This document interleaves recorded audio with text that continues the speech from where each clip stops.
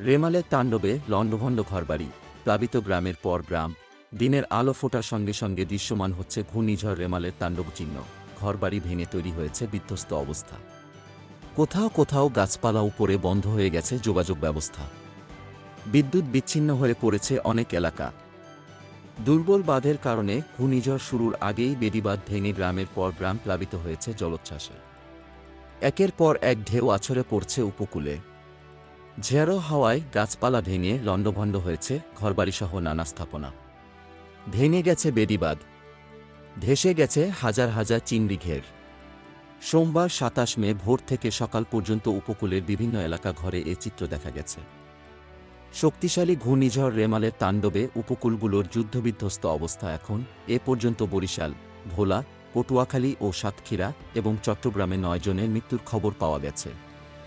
দিনের আলো ফোটার সঙ্গে সঙ্গে দৃশ্যমান হচ্ছে সেই সব ক্ষতচিহ্ন, গাছপালা উপরে বন্ধ রাস্তাঘাট। বিদ্যুৎ বিচ্ছিন্ন হয়ে পড়েছে বেশিরভাগ এলাকা। ঘূর্ণিঝড়ের আগেই প্রাণে বাঁচাতে দেশের বিভিন্ন আশ্রয়কেন্দ্রে স্থান নেয় ১০ লাখের বেশি মানুষ। সংশ্লিষ্টরা জানান, মানুষজন আগেভাগেই আশ্রয়কেন্দ্রে যাওয়ায় জানমালের ক্ষয়ক্ষতি কম হয়েছে। Golam Mostafa, desk report, BE news.